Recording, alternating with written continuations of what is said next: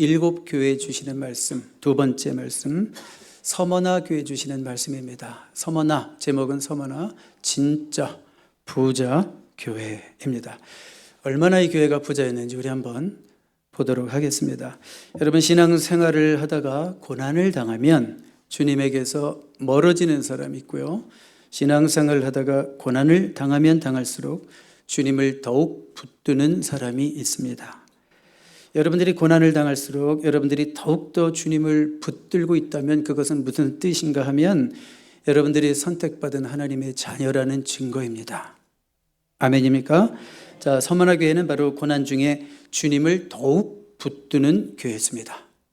자, 우리 지난주에는 에베소 교회에 보낸 편지를 우리가 한번 생각해 봤습니다.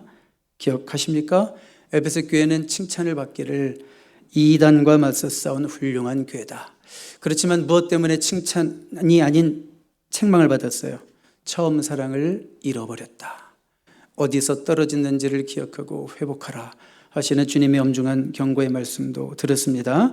자, 오늘은 이제 서머나 교회에 주시는 주님의 편지인데, 여러분들이 요한계시록 2장과 3장을 보시면 7교회가 나오는데요, 거기 언급된 7도시 가운데 오늘날까지 여전히 존속되고 있는 교회는 서머나 교회 하나밖에 없습니다.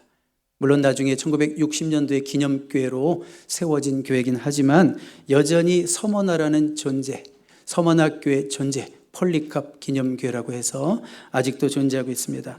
서머나는 오늘날 이즈미르라고 불리는 한 인구 50만 정도의 아름다운 항구 도시라고 합니다.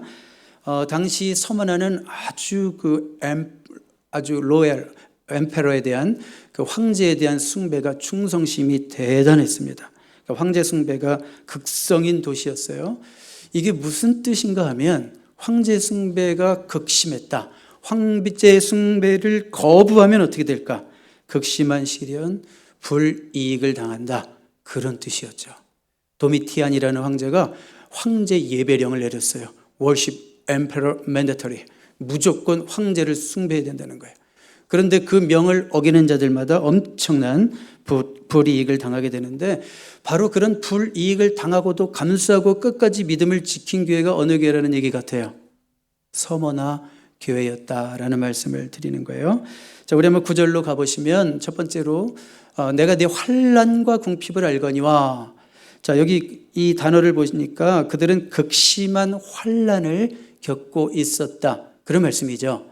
여기 환난이라는 단어의 원어를 찾아봤더니 무슨 뜻인가 하면, 여러분, 딱딱한 집안이 있는데 집안에 바위 같은 게, 어마어마한 바위 같은 무거운 물건이 이렇게 막 짓누르는 걸 묘사할 때 쓰는 단어가 환난입니다. 환난. 자, 그러니까 아주 intense pressure, 강력한 압력. 여러분들이 인생에서 때로는 느끼는 어떤 강력한 압력 같은 거 있잖아요. 스트레스 같은 거. 자, 그런 걸 의미하는 단어가 환난입니다. 자, 로마인들은 그리스도인들이 황제를 숭배하지 않는다는 이유로 엄청나게 한쪽에서 눌러대는 거예요. 압력을 넣는 거예요. 또 유대인들은 왜 저들은 예수를 메시아로 예배하는 이러면서 그리스도인들을 또 한쪽에서 막 눌러대는 거예요. 양쪽에서 막 짓눌러대는 그런 어려움을 당한 것이 바로 1세기의 그리스도인이라는 것을 기억하십시오. 우리처럼 이렇게 편안하게 신앙생활하는 환경이 아니었다는 것을 여러분 다시 한번 생각하시 바랍니다. 자, 서머나에서 뭐라는 게 유향이라는 뜻이에요. 유향. 그러니까 서머나는 향유 수출지로도 굉장히 유명했습니다. 그러니까 서머나 이름 자체가 향기로운 이런 거예요. 유향, 향기로운, 이런 뜻을 담고 있는 거예요. 그 이름의 뜻처럼 서머나 교회는 예수님께 책망을 받지 않았어요. 7교회 중에서 2교회는 책망을 받지 않습니다. 교회라고 다 교회가 같은 게 아닙니다. 책망받는 교회가 있고 칭찬만 받는 교회가 있습니다. 우리 교회가 주님께 칭찬만 받는 교회가 되기를 소망합니다. 네, 그러니까 서머나 교회는 칭찬만 받는 교회였고 그 이름의 뜻처럼 주님이 보시기에 향기가 나는 교회였다, 그런 말씀이에요. 여러분, 여기서 눌러대고 저기서 눌러대고, 유향이라는 게 그렇죠. 짓 이겨지면서 깨지면서 거기서 향기가 나는 거예요. 그렇죠? 깨질수록 악취가 나는 사람이 있고 깨질수록 향기가 나는 사람이 있다는 거 아십니까? 우리들은 정말 깨지면 깨질수록 향기를 품어내는 그리스도인 되시기를 주님의 이름으로 축복합니다.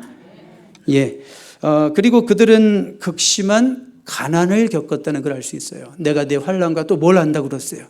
우리 주님께서 궁핍을 알거니와 그랬어요. 자, 이건 무슨 얘기예요? 황제 숭배가 극심했다고 그랬죠. 황제 숭배를 거절하면 경제적 불이익을 당했다. 잘리기도 하고 또 진급도 안 되고 여러 가지 어려움들이 있었어요. 또 심지어 신앙 때문에 폭도들에 의해서 상점을 막 약탈당하기도 하는 그런 일들도 있었습니다. 자, 당시 유대인들이 볼 때 누가 제일 만만할까요? 예수 믿는 소수의 그리스도인들, 약자입니다. 그래서 유대인들이 당시 그리스도인들을 소외시키고 왕따시키기가 일쑤였습니다. 이런 일들이 많았어요. 자, 여러분 지금도 이런 일들이 있을까요? 우리가 예수 믿기 때문에 당하는 불이익이 있죠. 특히 회교권 국가 같은 데 가면 그렇습니다. 우리가 기도하고 섬기는 선교사님 중에 지금 이집트에서 선교하시는 조소영 목사님도 계시지만 이집트라는 나라는 명목상 종교의 자유가 허락되는 나라입니다. 명목상. 콥틱 기독교인이 한 10% 정도 되고 실제 개신교도들은 한 1% 정도 내외가 된다고 그래요. 자, 그런데 개종은 거의 철저하게 금기시되어 있어요. 왜 그럴까요? 명목상 종교의 자유를 허락하는 것 같지만 예수를 믿으면 일단 진급이 안 된대요. 여러 가지 많은 지역 공동체 심한 차별과 핍박을 당한다. 그런 얘기죠. 바로 서머나 교회가 그런 교회였다. 그런 말씀입니다. 자, 이렇게 그래서 가난해질 수밖에 없는 구조예요. 그 사회가 예수를 믿으면 절대 부자가 될 수 없어요. 오늘날 그렇다는 것이 아니라 1세기 교회는 정말 예수를 잘 믿으면 가난하게 살 수밖에 없는 거의 그렇습니다. 자, 그러나 주님은 가난한 자들에게 뭐라고 얘기하셨냐면 실상은 뭐라고 그랬어요? 실상은 내가 부유한 자니라. 실상은 내가 부유한 자니라. 우리 주님이 무엇을 보고 서문학교를 바라보시면서 니네가 진짜 리치다. 니네가 진짜 부자다. 이렇게 말씀하셨습니까? 그들에게 좋은 예배할 수 있는 건물이 있어서 이렇게 말씀하셨을까요? 그들에게 넓은 주차장이 있어서 그런 말씀을 하셨을까요? 그들에게 그들 교회는 헌금이 어마어마하게 많이 거쳐서 그런 말씀을 하셨을까요? 그런 것이 아니겠죠. 그들은 극심한 가난 때문에 정말 100% 순도 주님을 의지할 수밖에 없었어요. 100% 순도와의 100% 주님만을 의지할 수밖에 없는 그런 신앙을 보시고 니네가 진짜 부자다. 어떤 의미에서? 영적인 의미에서 부자다. 이렇게 말씀하시는 거예요. 우리가 아무리 많이 가진 것이 있어도 주님을 의지하는 마음이 약해질 때 주님은 실상 너희는 가난하다 그러실 거예요. 자, 이런 영적 부유함이 있는 저와 여러분 될 수 있기를 바랍니다. 육적으로도 부유하실 수 있으면 하십시오. 그건 하나님의 은사입니다. 또 누군가를 섬기기 위해서 하나님의 나라를 위해서 여러분들에게 물질을 주시거든 하나님의 영광을 위해서 쓰십시오. 그러나 무엇보다도 저는 저와 여러분들이 영적인 부자가 될 수 있기를 주님의 이름으로 축복합니다. 그리고 세 번째로 그들은 비방과 조소를 겪고 있었어요. 내가 부유한 자니라 이어지는 말씀 자칭 유대인이라 하는 자들의 비방도 알거니와 실상은 그들은 유대인이 아니고 사탄의 모임이다. 사탄의 회당이라 이렇게 말하고 있죠. 자, 여러분 유대인들은요 황제 숭배를 안 하면서도 살았다는 거 아세요? 무슨 얘기일까요? 자, 황제 숭배를 거부하면 살기가 힘들어지는데 그 당시 유대인들은 돈이 많았기 때문에 관리들을 매수해서 여호와 하나님 믿는 자기들의 신앙을 충분히 지킬 수 있었고 또 회당도 여전히 다니면서 그들의 공동체 생활을 할 수가 있었어요. 그러면서도 그리스도인들을 고발하고 핍박하는 일에는 앞장을 쓰는 거예요. 어떻게 하면 저 예수 믿는 것들을 씨를 말릴까? 하여튼 그 남는 힘 가지고 쓸데없는 일 하는 거예요 지금. 그래서 주님은 뭐라고 그래요? 실상은 유대인이 아니요 사탄의 모임이다. 사탄의 사주를 받아서 예수 믿는 자들을 죽이려고 하는 사탄의 회당이다. 이렇게 말씀하고 있는 거예요. 당시 그리스도인들은 뭐 여러 가지로 비방을 많이 받았습니다. 유대인들뿐만이 아니라 이 로마 당국에 의해서 뭐 많은 오해들을 받았다고 교회사 책에 많이 써 있죠. 뭐 그 중에 한 4가지만 소개한다면 예수님의 피와 살을 먹는다라는 말 하잖아요. 우리는 그렇죠. 예수님의 피와 살을 먹는다는 말을 문자적으로 오해해서 저 집단은 식인종이다, 이런 유치한 오해까지 받았고요. 또 예수 안에서 우리는 다 형제자매다, 우리는 가리지 않고 다 형제자매다, 그러니까 저들은 가정을 제대로 지키지 않는 가정 파괴범들이다, 이런 오해도 받았어요. 그리고 교회에서는, 교회라는 공동체에서는 불의 심판 이런 거 얘기하잖아요. 마지막 심판, 불의 심판, 성령의 불, 이런 것 때문에 그리스도인들을 진짜로 방화범으로 몰아가기도 했습니다. AD 64년 로마 시내 화재가 생겼을 때 그리스도인들이 다 그 덤탱이를 뒤집어 쓴 것도 딱 그런 분위기가 있는 거예요. 또 예수 믿는 자들은 뭐냐면 가이사가 주님이 아니라 우리 예수님만이 주님이시다, 그러니까 황제 숭배를 거부하니까 정치적 반동 집단이다, 이런 말을 듣고 국가에 충성하지 않는 나쁜 시민들이다, 이런 오해도 받았습니다. 자, 여러분, 이런 오해들이 오해에서 끝나지 않았어요. 이런 오해가 무엇으로 이어지냐면 대대적인 박해로 이어지는 거예요. 유대인들의 박해 외에도 약 교회사를 보면 250년 정도 기간 동안에 10명의 황제가 바뀌는 동안 대략 그리스도인들이 500만 명이 순교했어요. 여러분, 제가 지금 500명이라고 그랬어요? 500만 명이라고 그랬어요? 500만 명이 순교한 그 순교의 피에 오늘날 이 교회가 세워졌다는 사실을 여러분들은 잊지 말아야 돼요. 한 사람의 순교도 너무 귀한데 기독교 역사 초기 250년 동안 500만 명의 사람이 순교했다는 거예요. 이런 극심한 환란 속에 있는 교회가 서머나 교회였습니다. 그들에게 주님이 위로와 권면의 말씀을 이제 주시는데요. 우리 8절 볼까요? 8절 보시면 서머나 교회 사자에게 편지하라. 처음이요 마지막이요 죽었다가 살아나신 이가 이르시되. 자, 권면의 말씀을 하시기 전에, 위로의 말씀을 하시기 전에 주님은 자신을 어떻게 소개하고 있나 봐요. 나는 처음이요 마지막이다. 나는 알파와 오메가다. 특별한 의미가 있습니다. 고난당하는 서머나 교회를 향하여 나는 처음과 마지막이다. 나는 너희들이 당하는 고난의 시작도 알고 고난의 끝도 안다. 이런 말씀인 줄로 믿습니다. 그리고 그분은 뭐라고 그랬어요? 죽었다가 살아나시니라고 그랬어요. 그분은 죽음, 인간이 경험할 수 있는, 느낄 수 있는 가장 큰 어려움, 고난, 고통을 이미 통과하신 분께서 나는 너희들이 지금 이런 순교의 위기 앞에까지도 놓여 있는, 나는 너희들이 너희들의 두려워하는 그 두려움의 본질을 안다. 나는 너희들을 모르는 바가 아니다. 이렇게 말씀하시는 거예요. 그래서 한번 9절로 다시 다음 스크린에 가보면 내가 내 환난과 궁핍을 알거니와, 또 그 다음에도 유대인이라 하는 자들의 비방도 알거니와, 안다 몇 번이나 얘기하고 계세요? 2번은 강조하고 계신 겁니다. 이것이 단지 예수님이 우리 우리 삶의 우리에 대한 지식이나 정보를 안다는 얘기일까요? 그런 뜻이 아니라 우리의 아픔을 깊이 이해하시고 충분히 돌보실 수 있다라는 말씀인 줄 믿습니다. 아멘입니까? 여러분, 가끔 목사들은 우리 성도님들과 또 이렇게 상담을 할 때도 있고 대화를 할 때가 있어요. 아주 가끔은 그런 얘기를 저도 들을 때가 있었어요. 무슨 얘기를 하냐면, 목사님은 제 아픔 몰라요. 목사님이 제 아픔을 어떻게 알아요? 한 번도 그 말에 저는 거부해 본 적이 없어요. 예, 저는 몰라요. 저는 잘 몰라요. 제가 어떻게 집사님 속을 다 그 깊이 있는 아픔을 알겠습니까?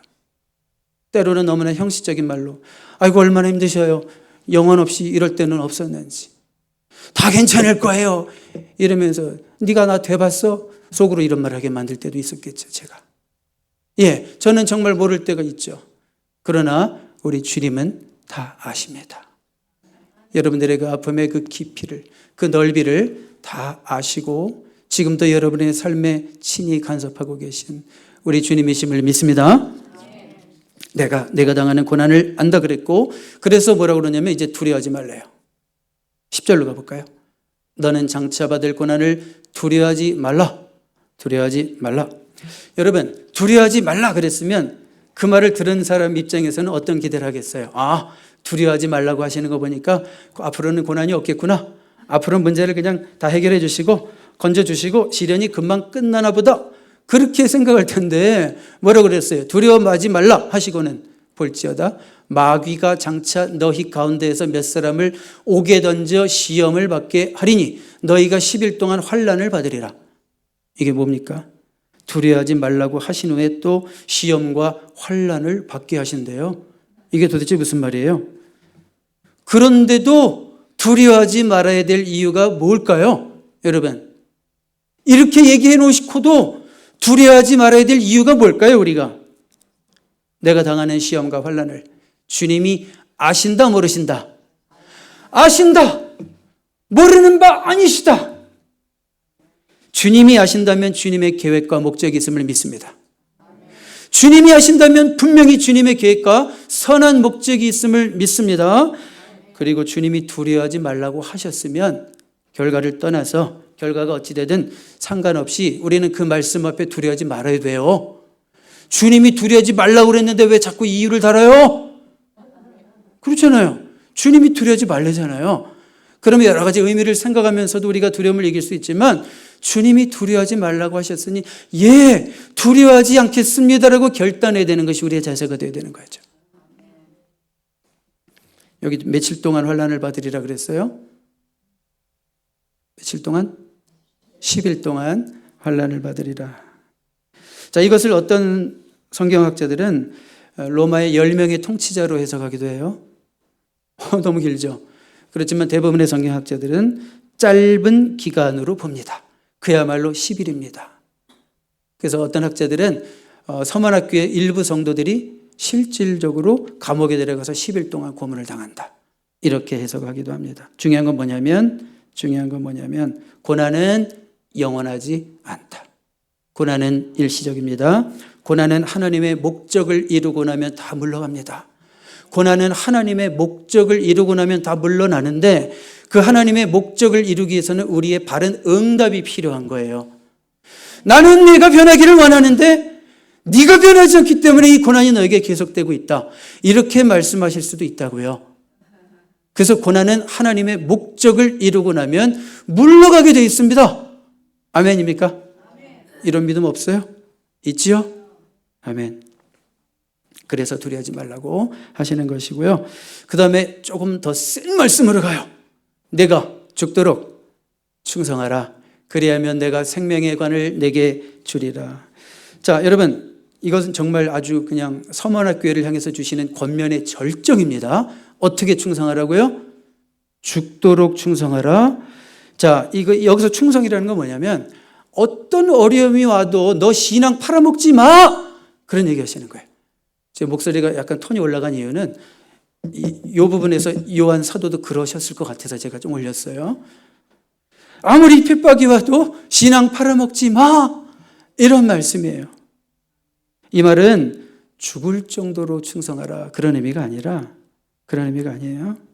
진짜 죽음에 이르기까지 충성하라. 죽는 그 순간에도 충성하라. 이런 말씀이에요. 전 지금 깜짝 놀랐어요. 이 말씀에 아멘하는 성도가 여기저기 있다는 것 때문에 저는 이 말씀을 하는 순간 여기저기 침불 지키고 고개를 다 숙일 줄 알았는데 죽는 그 순간에도 충성하라 그러는데 여기저기서 아멘 아멘 아멘 아멘 소리가 나오는 걸 보고 저는 은사 공동체의 수준을 봤어요. 사실은 이 어려운 말씀 때문에 교회 역사를 보면 예수님 곁을 떠나는 자들이 엄청 많았다는 거 아세요? 뭐야? 예수 믿는 게 이런 거야? 그럼 난 아니야. 이렇게 예수를 떠난 자들이 얼마나 많은데요. 여러분 실제로 순교의 역사를 공부하면 모두가 죽음 앞에서 당당하게 순교한 게 아니에요.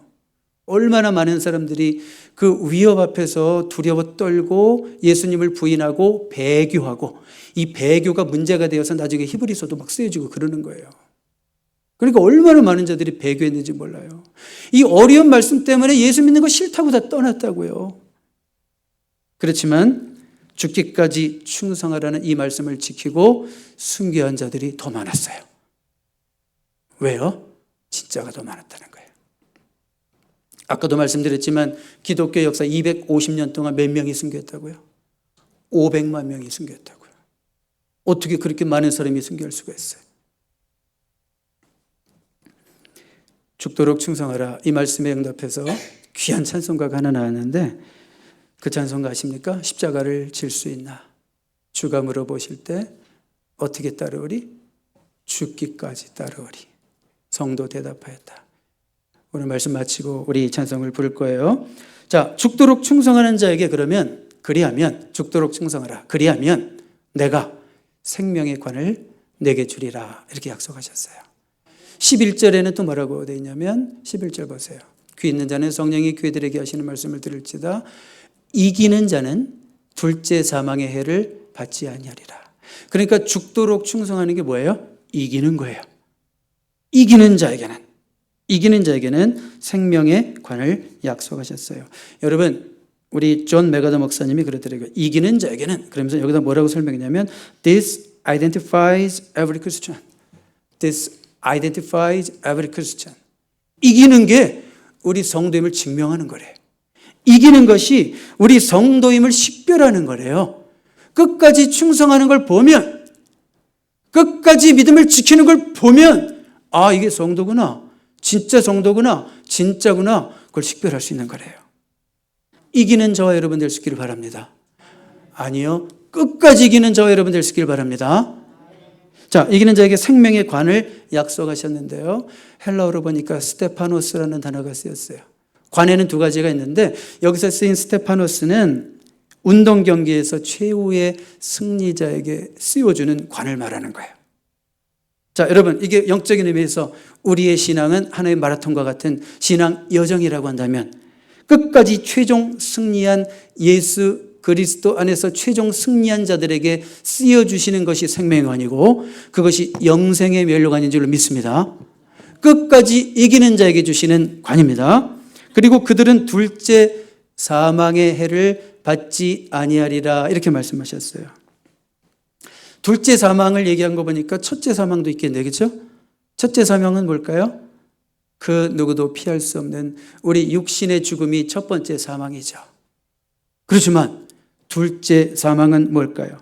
하나님과의 영원한 관계가 단절되는 최종적인 죽음, 최종적인 심판, 하나님과 영원히 상관없는 존재가 되는, 그게 단지 불구덩이에 떨어지고 이런 차원이 아니라 하나님과 영원히 관계가 없어지는, 관계가 단절되는 죽음이 제2의 죽음인데, 우리 그리스도인들도 제1의 죽음, 첫 번째 죽음은 피할 수가 없어요. 그렇지만 우리 진짜 그리스도인들에게는 두 번째 사망은 상관이 있어요, 없어요? 상관이 있어요, 없어요? 상관이 없어요. 왜요? 우리는 죽어도 살아요. 우리는 영원히 하나님과 교제해요. 아멘입니까? 네. 자, 여러분, 오늘 말씀이 무겁죠? 끝까지 무겁도록 하겠습니다. 네. 죽기까지 충성했던 한 분을 소개하고 오늘 말씀을 이제 마무리하려고 그래요. 죽기까지 충성했던 한 사람을 소개하겠습니다. 아주 유명한 교회에서 책에도 나와 있는 유명한 얘기입니다. 서문학교의 목사님이셨어요. 비숍이라고 그러는데, 목사님이셨던 폴리캅 목사님의 순교 이야기. 요한계시록이 AD 95년경쯤 쓰여지고 한 60년이 흐른 시점입니다. 폴리캅 같은 분을 뭐라 그러냐면 포스트 아포스톨릭 에이지의 목사님이라고 그래요. 속사도 시대. 그러니까 사도들에게 직접 배우고, 사도들은 예수님을 직접 보고 부활을 직접 목격하고, 그걸 또 그 제자들에게 전해줬어요. 내가 예수님 부활하는 현장에 있었고, 그걸 들었던 사람들 속사도라고 그래요. 이레니우스 이런 사람들 속사도라고 그래요. 근데 그 중에 한 명이 누구냐면 폴리캅 목사님이에요. 폴리캅 목사님이 AD 155년 2월 23일 토요일에 있었던 일입니다. 황제 숭배를 그분은 끝까지 거부했고, 또 교회에도 가르쳤죠. 절대 안 됩니다. 아직 해주지 마세요. 절대 안 됩니다.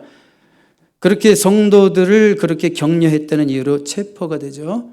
자, 이제 황제의 명을 받은 로마의 행정관이 폴리캅에게 말합니다. 폴리캅 선생, 지금이라도 돌이키시오.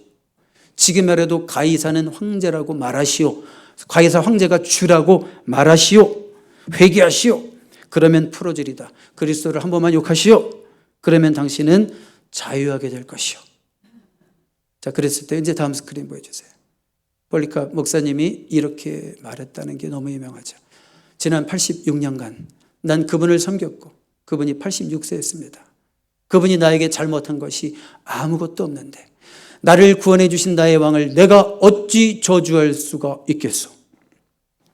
결국 행정관은 화형을 명했습니다. 자기 몸에 불이 붙습니다. 불이 붙는 순간 폴리카 목사님은 하늘을 향하여 외칩니다. 다음 스크린 보여주세요. 주님, 나를 그리스도의 고난에 동참하는 순교자의 수에 넣어주신 것을 감사드립니다. 얼마나 멋져요. 과연 우리도 그 자리에 가면 우리도 이럴 수 있을까? 어떤 면에서 순교하는 것은 나의 의지로 되는 게 아니겠구나. 그래서 하나님이 순교할 수 있는 힘을 그때 불어넣어 주셔야지 할 수 있겠구나. 그때 성령이 나를 온전히 사로잡아 주셔서 나를 순교할 수 있게끔 인도해 주셔야지 순교할 수 있겠구나. 이런 생각을 하게 됩니다. 여러분, 오늘 말씀의 제목이 뭐였습니까? 진짜 부자교회. 그러면 이제 진짜 부자교회가 어떤 교회인지 아시겠죠? 물질적으로 풍요해서 아주 건물이 그냥 멋있고 현대 장비를 갖추고 식사 시간마다 그냥 뷔페가 나오고 주차장이 그냥 너무 넓고 뭐 이래서 부자가 아니라 끝까지 믿음을 지켰던 순수 농도 100% 주님만을 의지하고 주님만을 절대 따라가고 죽음의 위협 앞에서까지라도 믿음을 지켰던 자들을 진짜 부자라고 하시고 그들에게는 이 땅에서도 잘 되면 너무 좋겠지만 이 땅에서 설령 순교의 죽음을 당할지라도 생명의 면류관, 영생의 면류관을 주신다고 하는 주님의 약속임을 믿습니다. 기도하겠습니다. 하나님 아버지, 우리 은사 공동체가 진짜 부자라는 칭찬을 주님으로부터 듣는 교회가 되기를 원합니다. 우리를 물질적으로 풍부하게 하신다면 그 부가 사명이 되게 하시고 나눔과 섬김의 삶을 살아가게 하시옵소서. 우리를 비천에 처하게 하실 때에도 주님을 더욱 의지함으로 영적으로 더욱 부요해지는 우리가 되게 하소서. 이 땅에서 끝까지 믿음을 지키게 하시고 그 나라 이를 때 생명의 관, 영생의 면류관을 모두 받아 누리는 우리 모두 한 사람도 낙오되지 않도록 지켜 주시옵소서. 예수 그리스도 이름으로 기도드립니다. 아멘.